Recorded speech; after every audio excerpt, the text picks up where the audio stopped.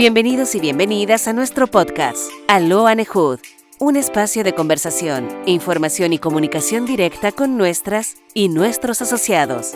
En los próximos minutos, escucharemos un tema de interés para nuestra organización, donde nuestra invitada o invitado podrá responder las preguntas o inquietudes que nuestras socias y socios han enviado al correo podcast@anehudchile.cl. Damos la bienvenida a nuestra conductora, Karin Mendoza, quien además es la vicepresidenta del gremio. Bienvenidas y bienvenidos. Buenas tardes. Quiero en primer lugar saludar a todas y a todos los socios y socias de la ANEJUD que se están sumando a esta transmisión desde sus hogares o desde sus puestos de trabajo.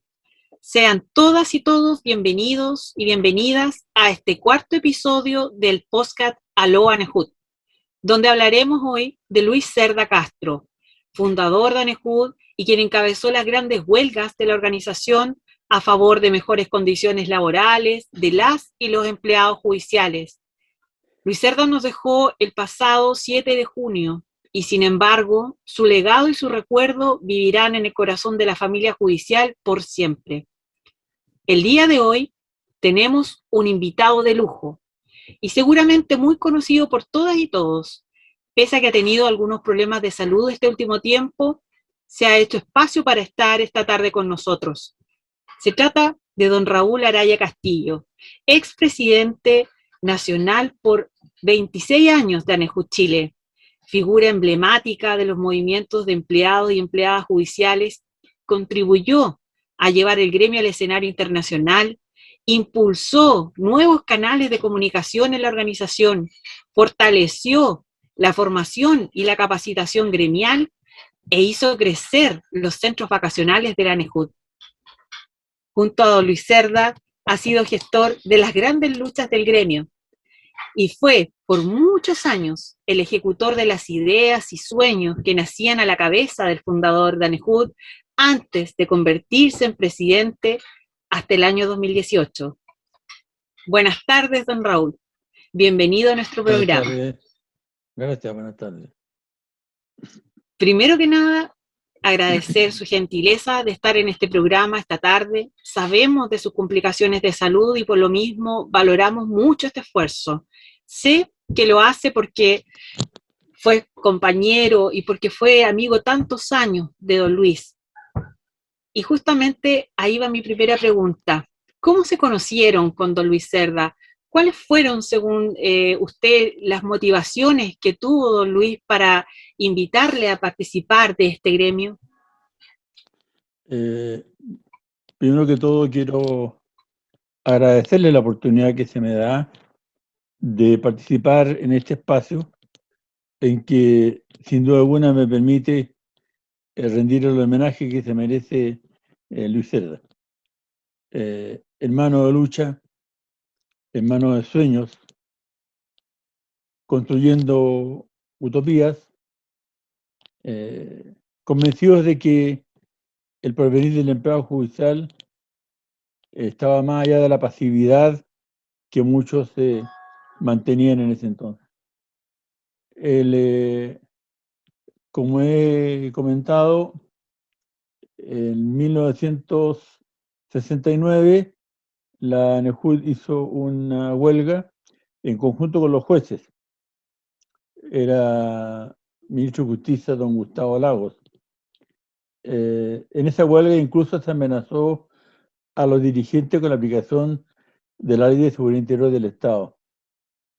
Y teníamos un acuerdo con los jueces de no transar por menos de X porcentaje. Lamentablemente los jueces traicionaron a los empleados. Y la principal víctima de esta traición fue Luis Cerda, porque mientras los jueces aplaudían a sus dirigentes, la gente nuestra criticaba y abuchaba a nuestros dirigentes, porque pretendían que no transáramos en los porcentajes que se habían originalmente pactado. Yo recién había comenzado a participar en la ANEJUD porque se me invitó, se me pidió que trabajara un proyecto de reajuste para los empleados. Lo que era en ese entonces la Junta de Servicios Judiciales, se le había encargado un proyecto de reajuste solo para el personal superior. Y los empleados no tenían quien les hiciera su proyecto. Ahí se me invitó a mí. Se contrataron mis servicios, ¿cierto? Cuando llegó el momento de preguntarme cuánto costaba mi trabajo, yo le dije, oye, pero si yo voy a ser beneficiado con el reajuste, ¿cómo voy a andar cobrando por algo que no corresponde porque yo voy a ser beneficiado? Esos fueron los inicios de la relación con Luis Cerda. Por obra de las circunstancias, me correspondió acompañarlo en esa traición, apoyarlo, ¿cierto? Para él fue muy amargo, muy doloroso. ¿Cierto? Ahí comenzamos nuestra relación gremial, ¿cierto? Que ustedes todos conocen, que duró toda una vida, pero ese fue el inicio concreto, ¿cierto? De mi participación en el gremio. Después, no sé si les parece, yo puedo ir contando incluso aspectos que son más bien anecdóticos. Como usted se sienta más cómodo y más libre, don también Raúl, hubo, porque esto es una ¿cierto? conversación entre amigos. Porque empezamos nosotros una etapa de alfabetización. Teníamos una rutina. Yo me embarcaba en el tren hasta Talca.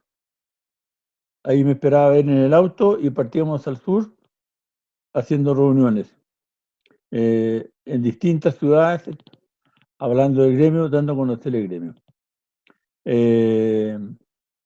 Regresábamos el día domingo. Yo tomaba un tren que salía a las 10 de la noche de Talcahuano y amanecía el día lunes trabajando. No tengo buenos recuerdos de ese tren porque lo saco a colación porque siempre venía lleno de gente, no era cómodo. Pero bueno, en ese entonces nosotros no disponíamos de medios. No hay por qué negarlo. Incluso muchas veces teníamos que financiar nosotros con nuestro bolsillo muchas actividades. Y allí surgen anécdotas, ¿cierto? Como por ejemplo, hicimos una gira en que nos detuvimos en Temuco, en Valdivia, en Osorno, en Puerto Montt, y nuestro programa terminaba con la visita en Puerto Montt. Y dijimos, bueno, nos va a quedar un día para hacer turismo. Y en Puerto Montt nos dicen, oye, momento, Chile no termina en Puerto Montt. A ustedes los colegas los están esperando mañana. Para nosotros fue una sorpresa. Y le dijimos, bueno, pero díganos cómo se llega. Estamos hablando de 1970, 71. Entonces, muy fácil. Tienen que salir a las 6 de la mañana a tomar el ferry y ahí trasladarse a Ancud y a Castro. Bueno, entonces, líder en Puerto Montt era José Roberto Álvarez, y él era de ideas bien fijas y él prácticamente nos exigió que fuéramos. Entonces, llegábamos, supongamos en este caso a Ancud, y los colegas nos estaban esperando con el almuerzo. Entonces nos turnábamos. Mientras uno comía, el otro exponía y daba a conocer los antecedentes del gremio. Después el que había comido, ¿cierto?, le correspondía dar a conocer su exposición, y el otro entraba a comer. Entonces, o sea, porque el espacio era muy reducido de tiempo, no había posibilidad de hacer reuniones. Y de ese viaje guardamos la experiencia de que en el trayecto de Ancud a Castro se cortaron los frenos del auto. y fue una cuestión bastante complicada, pero gracias a Dios sin mayor repercusión. Bueno, hicimos ese viaje, sembramos las semillas en toda esta zona, y de allí fueron muchas las oportunidades en las cuales hicimos este mismo recorrido. Y en ese entonces, repito, las condiciones nuestras no eran las de ahora, ¿cierto? Ya hay anécdotas como cuando yo le encargo a un colega de Valdivia que nos busca alojamiento dentro de los precios que podíamos pagar, y a este colega se le pasó la mano y nos llevó a un local bastante a mal traer, y Lucho estaba muy enojado. Me dijo, no, me dijo, yo no te aguanto más que me estés trayendo, yo pago, pero no, este local, no. Entonces, pero nunca, siempre era todo armónico, nunca habían discusiones. Entonces, así se fue construyendo esta amistad. A este le ocurrían las cosas, de repente las más inverosímiles, y me planteaba a mí lo que se le había ocurrido, y yo me tenía que poner a trabajar, ¿cierto?, en el diseño, en la implementación, en la estrategia, en ese tipo de cosas. Pero las ideas salían. Él era el líder. Para mí está claro, ¿cierto? La ANEJUD se construyó sobre roca sólida. Y esa roca es Luis Cerda, sin duda alguna. Entonces, es cierto que hemos estado con bastantes problemas con ANEJUD. Es cierto que hemos perdido prestigio, hemos perdido presencia. Pero el gremio no va a morir. De ninguna manera. Por lo que estoy diciendo, porque está construido sobre roca sólida. Entonces, de ese modo, empezamos a tener participación que nos costaba mucho que se nos diera. Empezamos a ser recibidos en la Corte Suprema.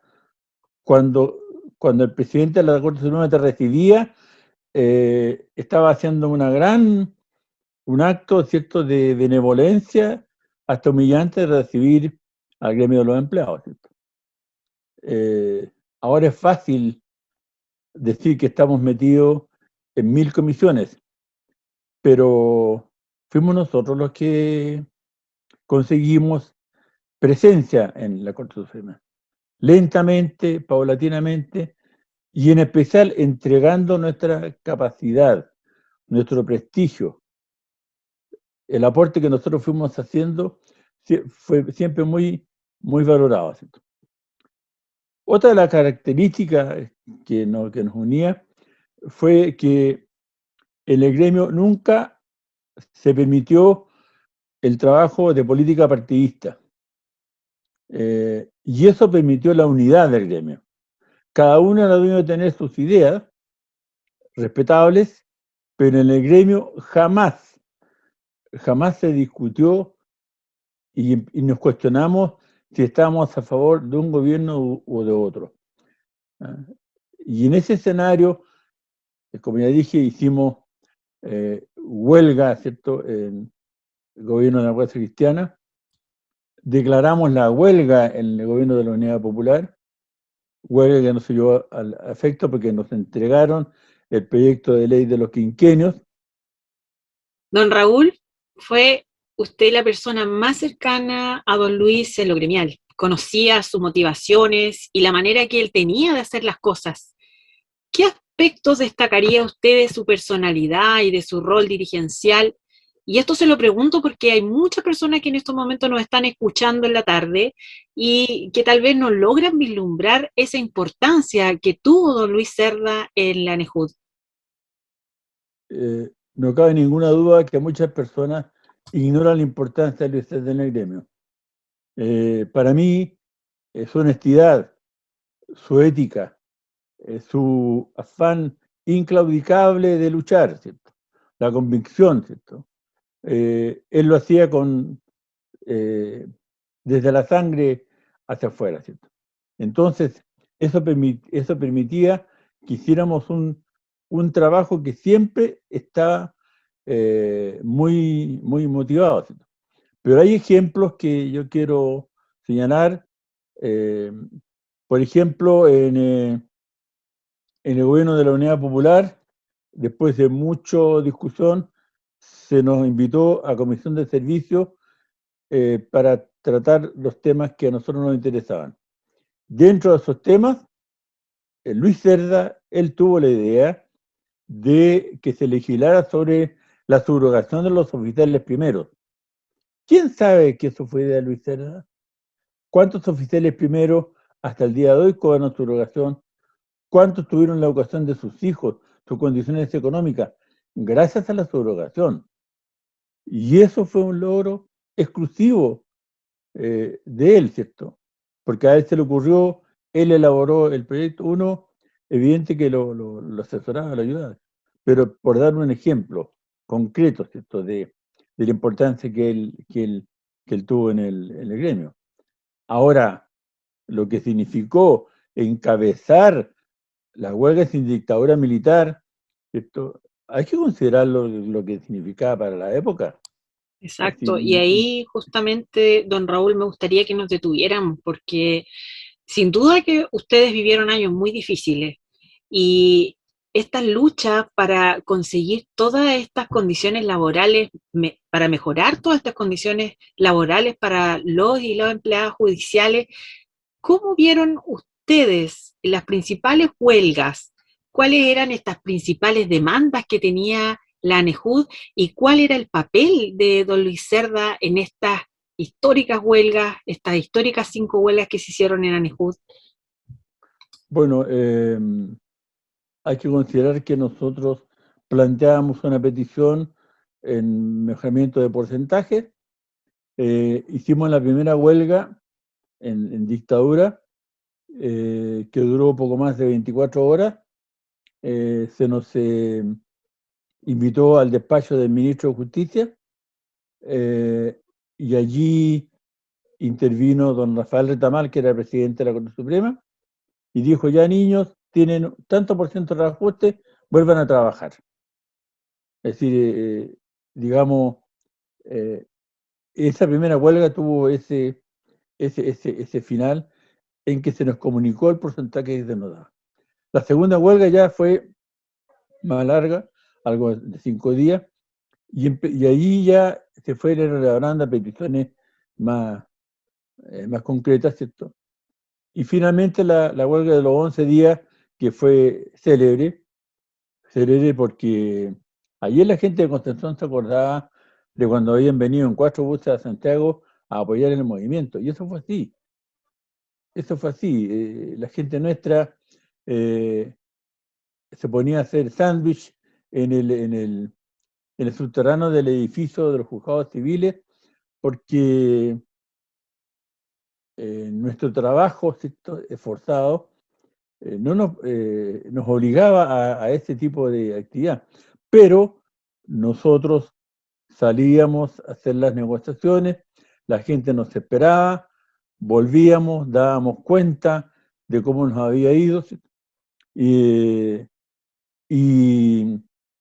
sin duda alguna, ¿cierto?, el liderazgo lo marcaba él. Repito, tú vas aportando estrategias, vas aportando conocimiento, pero el líder es el líder. ¿Ah? Y en ese sentido, para mí no cabe ninguna duda que él fue el principal líder, el gran líder del gremio.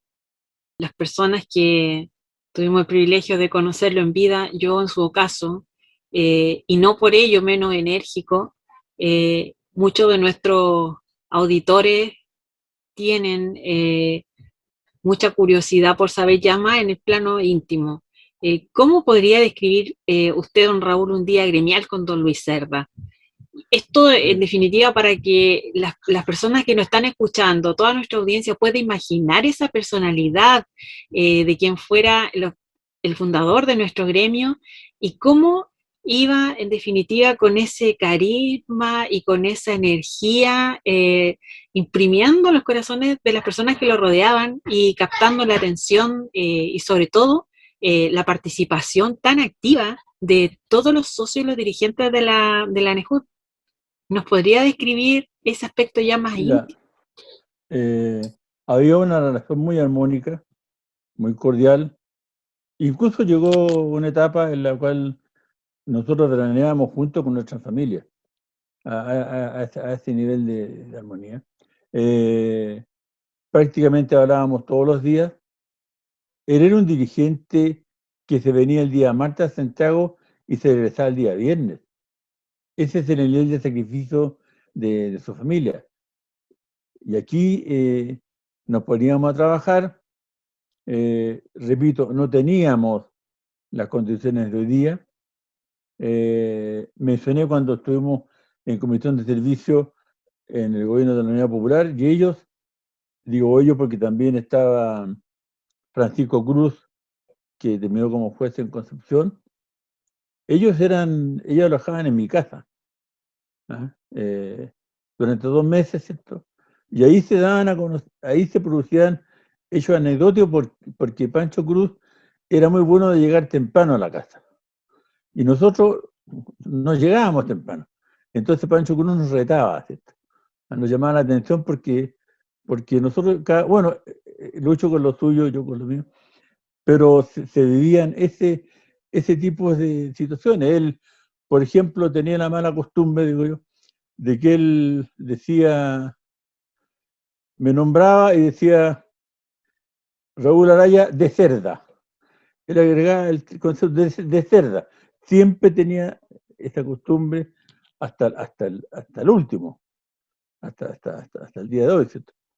Entonces se iba produciendo un grado de amistad que no entorpecía para nada el trabajo criminal, todo lo contrario, lo fortalecía. Es decir, tenemos mil anécdotas, algunas que para mí son de antología, cosas que a él se le ocurrían, ¿ah? Y que a mí me comunicaba que se le habían ocurrido, y yo veía lo que hacía. Y para mí, quiero contar esta anécdota, cuando el gremio cumplió 21 años, hicimos una convención en Talca. Y él me llama por teléfono y me dice, oye, me hicieron una entrevista en el diario y yo di a conocer que vamos a hacer un festival de fuegos artificiales en el cerro, creo que es Cerro de la Virgen. Entonces, a él se le ocurrió, él lo dio a conocer en el diario, pero no tenía idea de lo que eso significaba. Entonces me llama para decirme, te aviso para que veas lo que hacemos. Entonces, a lo mejor contábamos con 30.000 pesos para eso. Y el presupuesto del festival eran 300.000. Bueno, yo tenía que salir aquí en Santiago a recorrer los locales, me miraban con cara de burla, de qué es lo que usted está hablando, aquí se necesita esto, lo otro, el permiso, qué sé yo, pero él feliz con su festival de fuegos artificiales. Entonces, bueno, al final compré esos que se llaman voladores, que se ponen en una botella, porque algo teníamos que hacer, ¿cierto? Entonces, con otro colega pusimos varias botellas en distintas partes del cerro, pero resulta que hacía mucho viento y hacía mucho frío. Entonces, los voladores no se elevaban más de 2 metros. La actividad también contemplaba una completada, como comillas. La gente estaba entumida, o sea, falló todo, pero el Festival de Fuegos Artificiales fue de antología. Y él no se preocupó mayormente, ya esto es lo que salió. Yo me lo tomaba más a pecho. Yo era en ese sentido, era más, como diré, más cerrado, ¿cierto? Yo decía, esta cuestión no puede salir así. Bueno, pero esta anécdota de los fuegos artificiales es algo que como les digo, que fue de antología. Y entonces, pero era divertido porque, como les digo, esos voladores no se elevaban más de 2 metros y el viento se los llevaba, los apagaba. Fue para la risa, ¿cierto?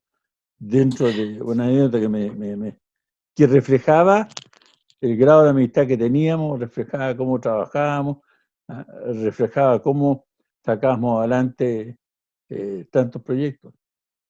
No, de antología, la dupla, por cierto, la dupla perfecta. Uno se le ocurría la idea, el otro es ingeniado para ejecutarla. Estás escuchando nuestro podcast Aló Anehud. Participa enviando tus preguntas para el próximo programa y no olvides comentar y compartir este link. En muy raras ocasiones teníamos desencuentros, pero hay una ocasión en la que él se quejó con el directorio que yo lo había retado. Entonces ocurrió que el ministro de Justicia, Hugo Rosende, que era muy cercano a Pinochet, más el subsecretario que era Luis Manríquez, lo invitan a almorzar, a los dos coluchos. Entonces, se trataba de que en la reunión íbamos ya a definir ciertos aspectos de lo que estábamos nosotros pidiendo. Bueno, fuimos a ese almuerzo, fue de lo más coloquial, de vida social, de comentarios, de todo lo que ustedes quieran, pero no conseguimos absolutamente nada. Nada concreto de lo que nosotros esperábamos. Bueno, nos fuimos a mi oficina, y él estaba de lo más tranquilo, contento. Bueno, y yo al revés, pues. Entonces ahí sí que lo reté. Dije, ¿qué fue lo que conseguiste con que vinieron acá? Estos viejos, estos se quedaron felices con la vida social que hicieron. Bueno, en esa oportunidad, como les cuento, él después se quejó, digamos en términos coloquiales, de que yo lo había retado. ¿No? Me cobraba sentimiento porque yo lo había retado porque habíamos tenido esta reunión en que, a mi juicio, no habíamos conseguido absolutamente nada. Ahora bien, la tónica era siempre que él, diríamos que hasta se podría tener que golpear la mesa, y de ahí entramos los demás con las argumentaciones. Y hay aspectos, ¿cierto?, que no dejan de ser llamativos.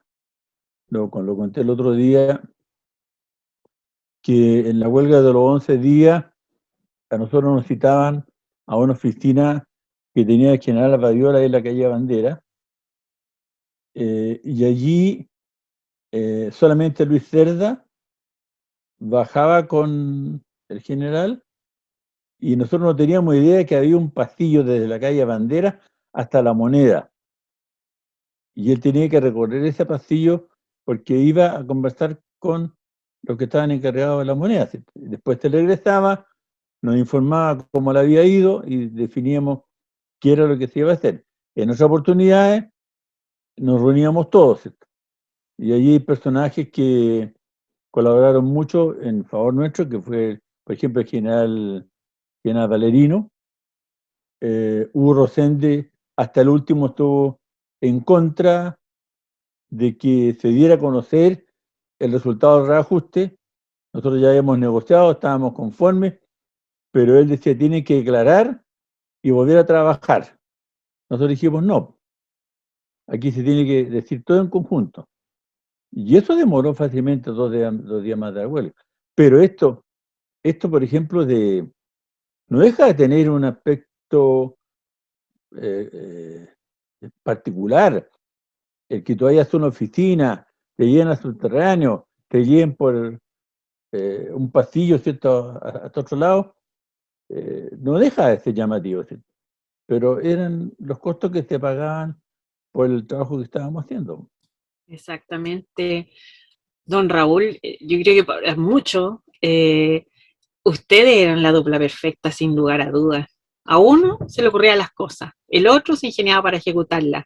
¿Esto era tan así siempre? ¿Fue siempre durante el tiempo que estuvieron juntos? Siempre. Maravilloso. Yo no puedo decir para nada. Nosotros, no sé si alguna vez estuvimos enojados. Y si fue para algo muy puntual, y no fue tampoco una cuestión larga. Pero es evidente que teníamos diferencias de opinión, diferencias de estrategia, porque son propios de un trabajo de ese tipo. Pero de allí a que no hubiese un trabajo coordinado, armónico, cordial, ¿cierto? De ninguna manera, ¿cierto? Era, como le digo, era algo permanente, que lo conservábamos, lo respetábamos, ¿cierto? Y gracias a Dios así fuimos progresando. Y bueno, hay tantas cosas que se lograron, que la gente, repito, no les da valor. Cuando nosotros declaramos la huelga para que se nos sacara de la escala única de sueldo, eso también tiene una historia. Nosotros hicimos una convención nacional en Valparaíso, en Reñaca. Se vota la huelga, se aprueba la huelga, y al acto inaugural va don Israel Borges, presidente de la Suprema. Hizo un discurso de 1 hora 40 minutos. 1 hora 40 minutos. Ya, convenciendo a la gente de que no fuese más huelga.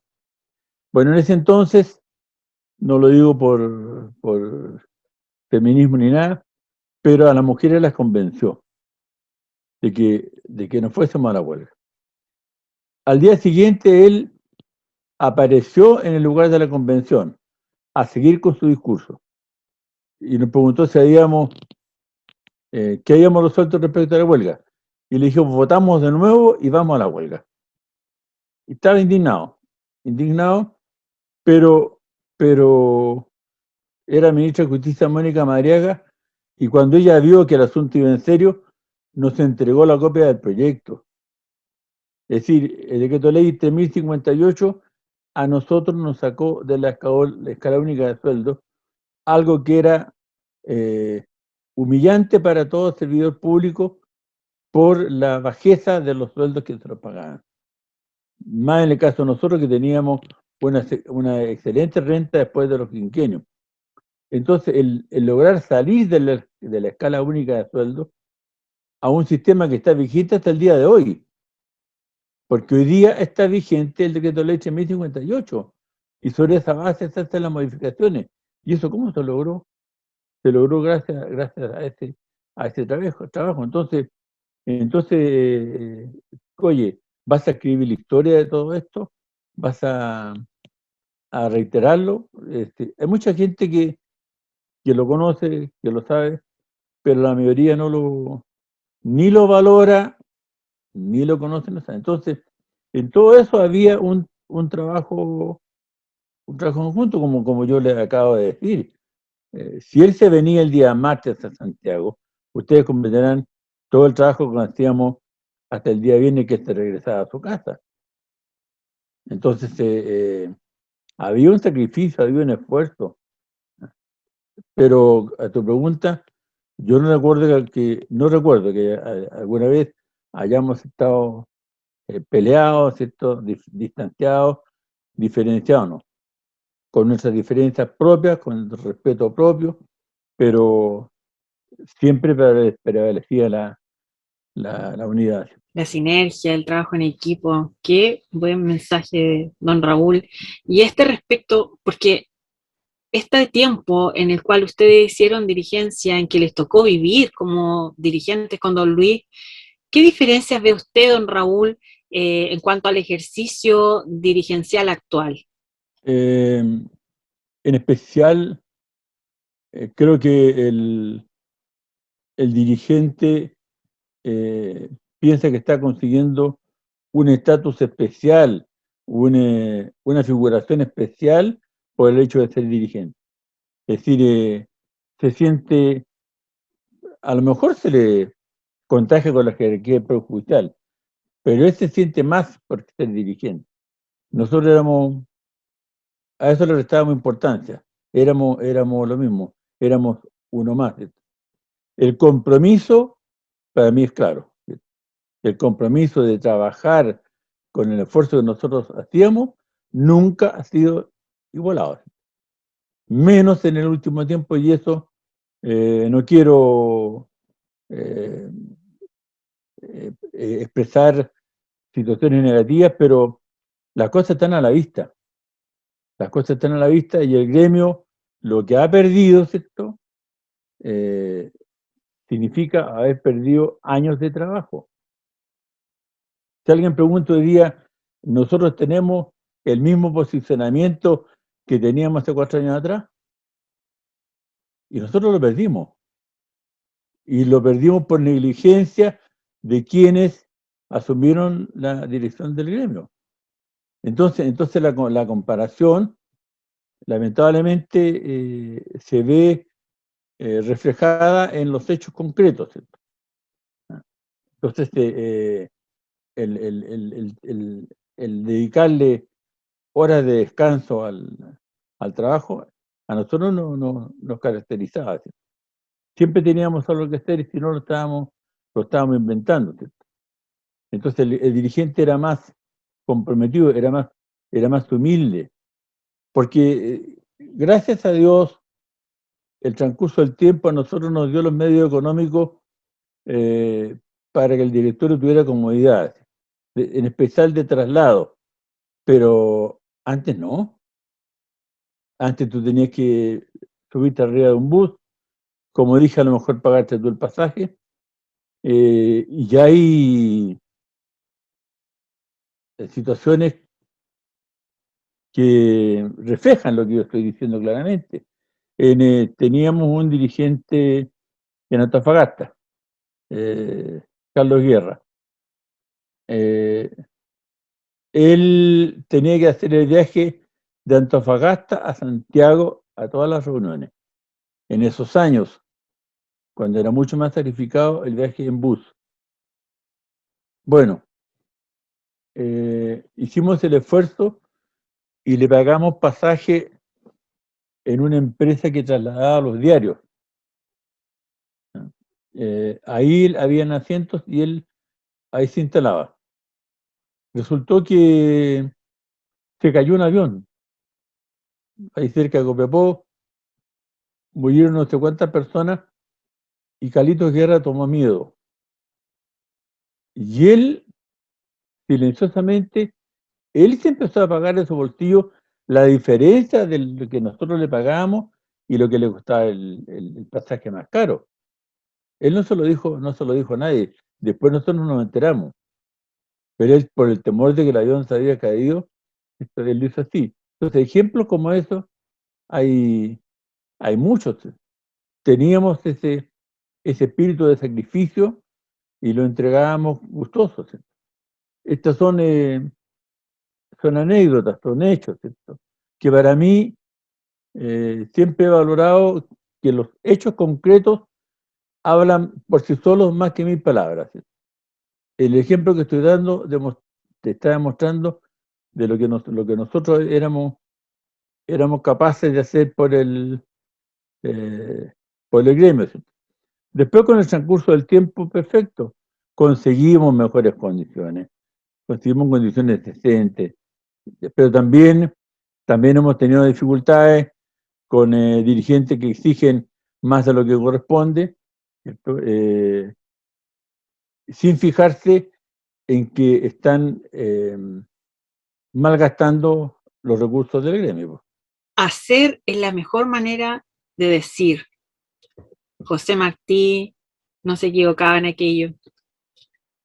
Como dirigente y como persona y como amigo, en sus palabras, don Raúl, ¿cuál sería el principal legado de don Luis Cerda?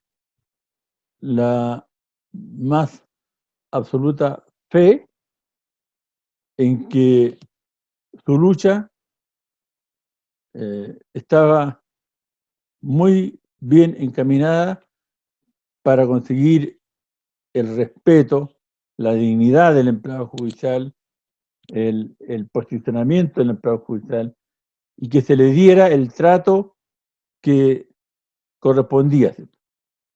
Porque estamos hablando de épocas en las cuales no siempre el empleado era bien tratado. En cambio, el principal legado para mí fue ese. Él hizo que se respetara al empleado judicial en su lucha, como ya dije, en sus sueños, en sus ideas. Siempre estaba presente el darle al empleado la dignidad que le correspondía. Y esencial, porque ahí está el ethos de la ANEJUD. Y y qué gran desafío tenemos quienes nos quedamos y quienes vamos a seguir creando nuevas formas de quizás de hacer dirigencia, pero siempre con esta base sólida que ustedes nos han heredado, esta casa con cimientos sólidos. Y para ir terminando, don Raúl, ¿qué le diría usted a las actuales generaciones de la ANEJUD, socios, no socios, y en especial a los dirigentes y dirigentas a nivel nacional?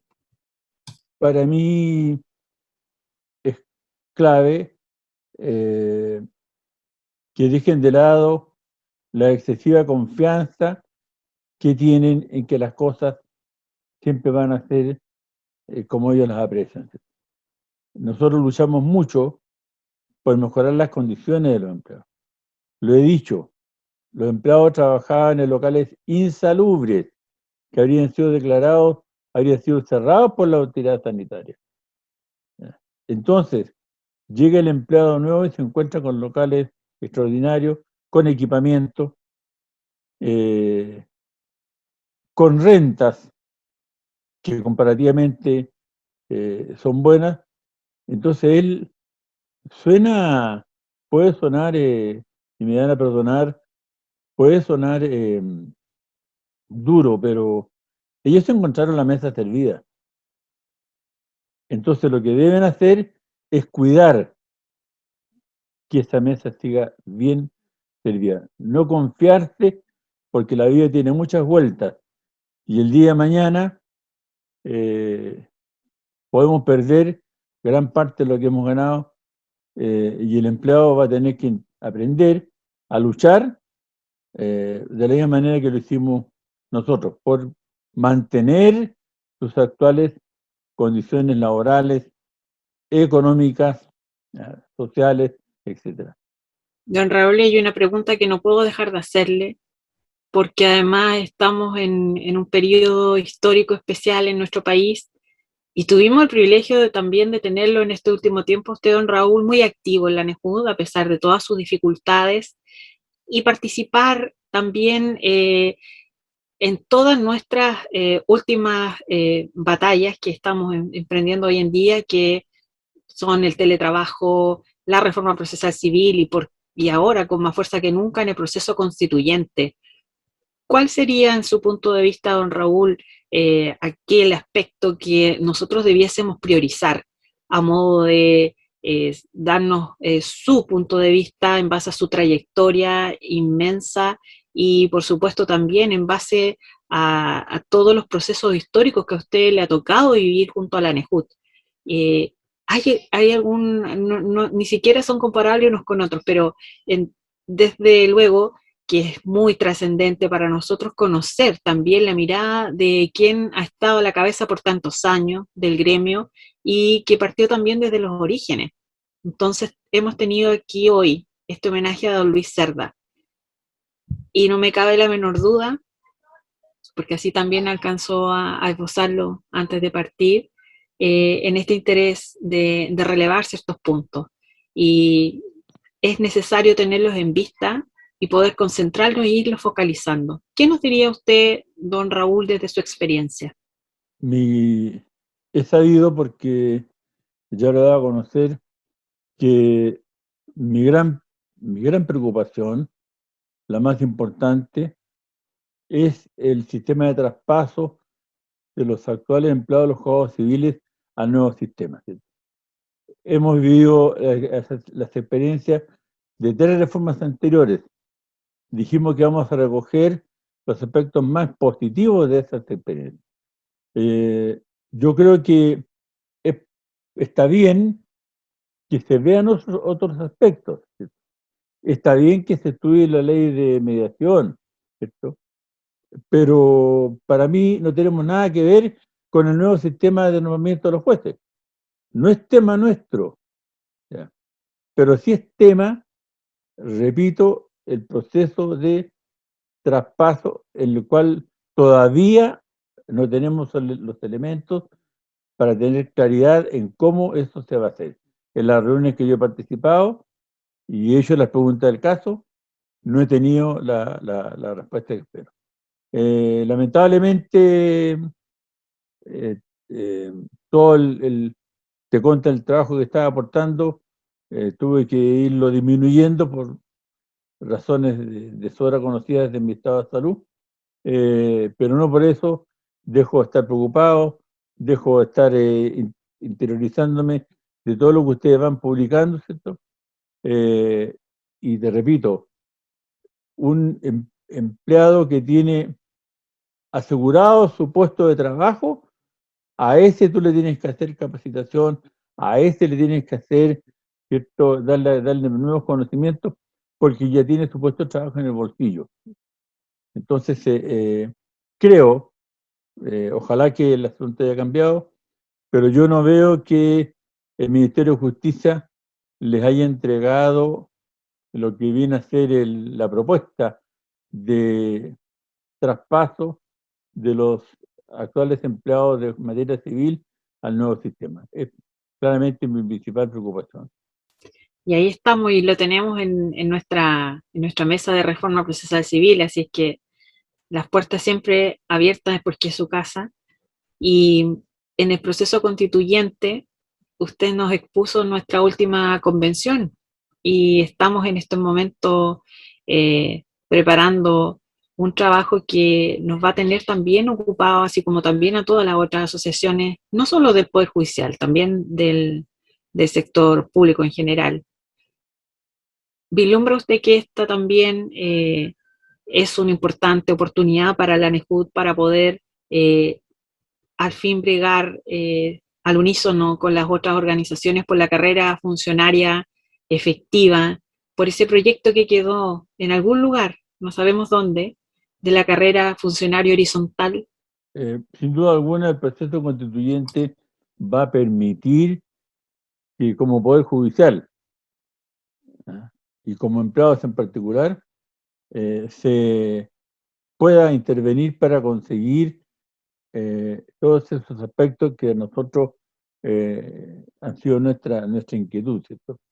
Sin duda alguna, que el Poder Judicial debe y tiene la obligación de exigir que en este proceso al Poder Judicial se le dé el respeto, el carácter de poder del Estado que tiene, y que el Estado no lo ha respetado, en especial en lo que se refiere a la materia de financiamiento del presupuesto del Poder Judicial.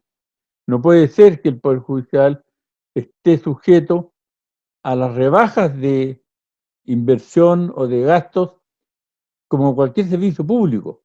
Es decir, no tiene nada garantizado. Y llegado un momento la gente reclama, no hay recursos para suplencia. ¿Por qué no hay recursos para suplencia? Porque el Ministerio de Hacienda al Poder Judicial le rebajó el presupuesto y ni siquiera le preguntó si estaba de acuerdo. Entonces, esencial es la autonomía económica. Se está consiguiendo, en el caso de los jueces, el tema de los nombramientos, que también es una forma de privar de autonomía al Poder Judicial. Porque si voy a depender del poder político para los nombramientos, también estoy hipotecando, ¿cierto?, mi autonomía en ese aspecto. Entonces podemos tener muchos ejemplos en ese sentido. Para mí estos son los más relevantes, pero sin duda alguna, el Poder Judicial tiene la obligación de aprovechar esta instancia para exigir que se le otorguen las condiciones que corresponden a un poder del Estado, uno de los más importantes por lo demás. Don Raúl, en nombre de todos los socios y socias de la ANEJUD Chile y también de nuestros no socios que están en estos momentos acogidos a retiro, pero que siguen unidos de alguna manera a la ANEJUD por lazos de amistad infranqueables que se cultivaron durante toda la vida laboral al alero de nuestra asociación, les doy el más profundo de los agradecimientos y en especial por habernos dado el tiempo de recordar un mes de su partida. Exactamente hoy se cumple un mes de la partida de nuestro querido fundador y presidente Luis Cerda Castro. Quiero también agradecer por toda su tenacidad y trabajo a lo largo de toda su trayectoria y por siempre hacer prevalecer el buen nombre de la ANEJUD, por haber dedicado tiempo, familia, yo creo que, como decía, conversábamos hace días atrás con María Teresa y Dalila, justamente las colegas dirigentes de Concepción, en el contexto de rememorar la trayectoria de la ANEJUD y rendir el tributo que se merecen nuestros dirigentes, tanto en vida como una vez que han partido. Tenemos tremendos desafíos, tenemos tareas que no podemos dejar abandonadas y no me cabe la menor duda de que saldremos airosos porque tenemos bases sólidas. Creo además que tenemos que resguardarnos en el buen sentido de la palabra de los valores. Y como decía don Luis, que la llama que se encendió en Talca no se apague jamás. Que esa llama siga viva y que se nos sigan incorporando más socios y socias, porque no es cliché cuando decimos que la unión de los y las trabajadoras hace la fuerza. Esa ha sido la fuerza y el fuego que ha tenido la ANEJUD para todos sus logros. Y como usted dijo en esta entrevista, aún gozamos de aquella huelga. Tener vigente esta escala única para nosotros es un logro gremial que ni siquiera comparable a las condiciones de hacer gremio en aquellas épocas a las que tenemos hoy. Entonces, hemos dejado la puerta abierta también para que quienes no son socios ni socias se nos integren y nos ayuden a seguir luchando por enaltecer la ANEJUD y en especial hacer memoria viva de sus dirigentes, de sus fundadores y tratarnos con más respeto en todo orden de cosas. Siempre es importante recordarlo, en especial en estos momentos en que estamos aún con sentimiento de la partida, pero con el tremendo desafío de enaltecer las obras. Muchas gracias. Gracias por preferirnos y escuchar nuestro podcast. Aló ANEJUD. Las y los esperamos en nuestra próxima edición. No te olvides de compartir el link, comentar el programa e informarte de nuestro próximo tema. Hasta pronto, Aló ANEJUD, el podcast del gremio de las y los empleados judiciales de Chile.